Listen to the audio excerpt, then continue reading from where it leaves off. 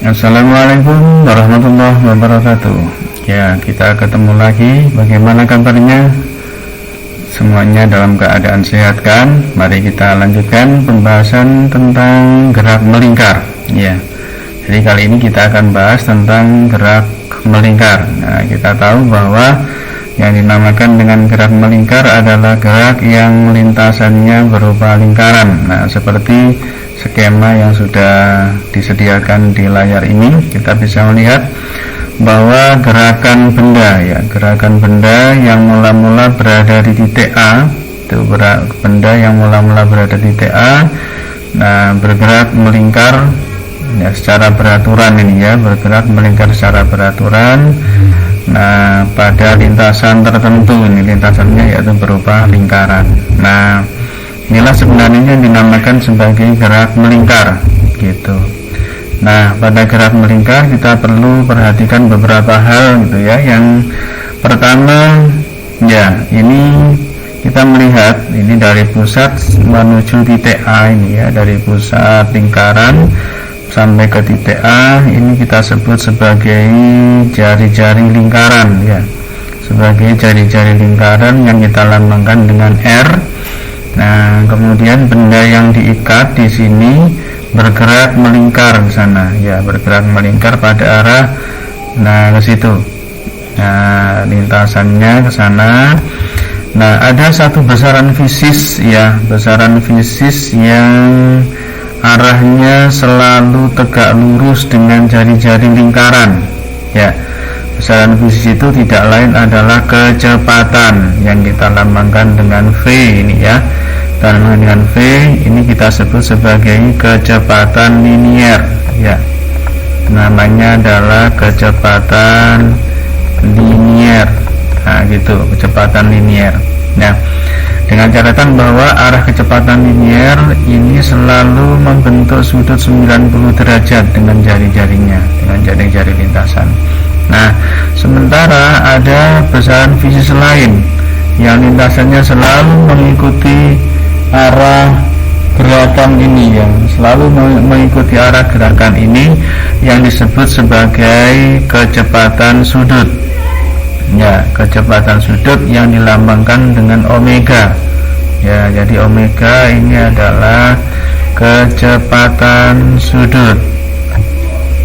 Oke, ini adalah kecepatan sudut dengan satuan adalah radian per sekon. Nah, sementara kecepatan linier ini tadi punya satuan meter per sekon. Nah, gitu. Nah, di antara beberapa ini tadi ya, ada V ya, ada V dan ada omega ini ya, ada V, ada omega dan ada R ini tadi. Kita perlu mengenal yang disebut dengan frekuensi ya, gitu ya, frekuensi.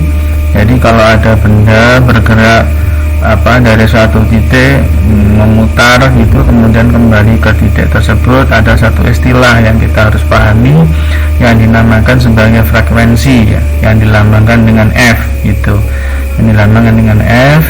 Nah, apa itu frekuensi ya?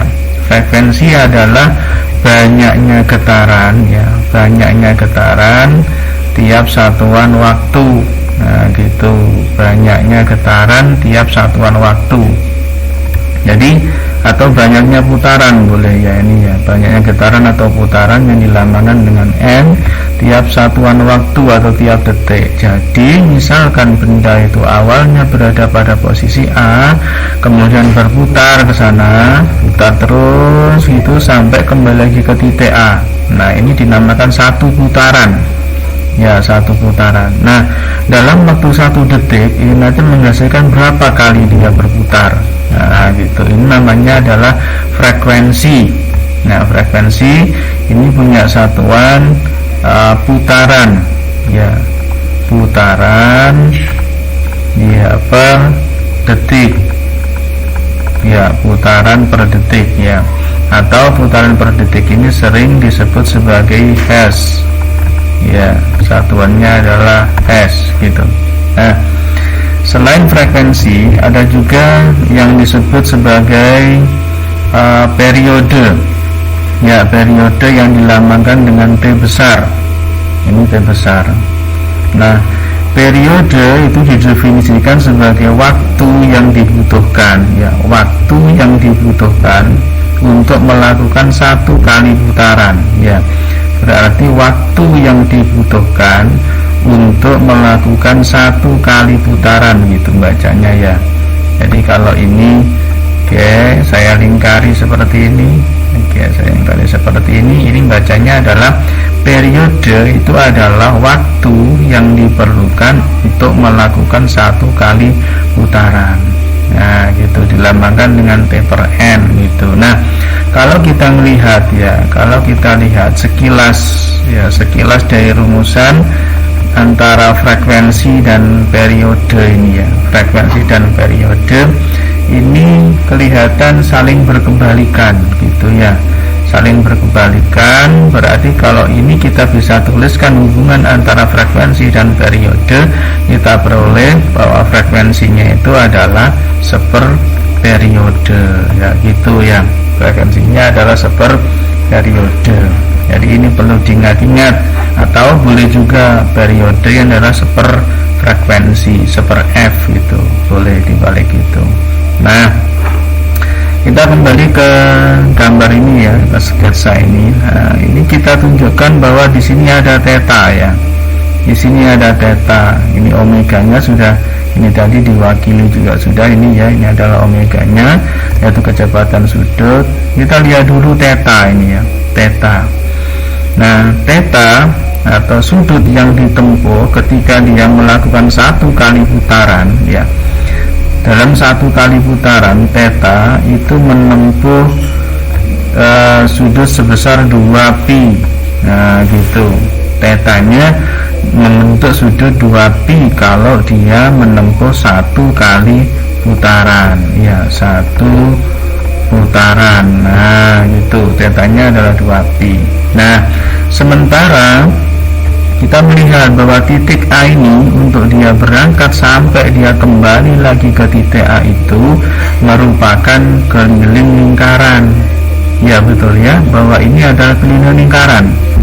Nah, gitu, keliling lingkaran, keliling lingkaran. Sehingga kalau ini kita identikkan dengan gerak sebelumnya, yaitu gerak lurus beraturan, kita punya rumusan bahwa S, ya, S itu jarak, ya, S itu sama dengan, ya, V dikali dengan T gitu, ya. S itu V kali T. Ini coba ini gerak lurus, oke, gerak lurus. Nah, pada gerak lurus seperti ini. Nah, kalau kita ambil V-nya di sini, ya, kita ambil kecepatannya, oke, kita ambil V-nya, kita akan dapatkan sama dengan S atau lintasannya dibagi dengan waktu, ya. Nah, lintasan yang ditempuh ketika benda berada pada posisi A, kemudian berputar, ya, berputar sampai kembali ke titik A, ini berupa lingkaran itu. Nah, berarti di sini bisa kita tuliskan bahwa S-nya ini merupakan keliling. Nah, gitu, ya, keliling lingkaran. Keliling lingkaran dibagi dengan waktu. Nah, gitu, waktu untuk melakukan satu kali putaran.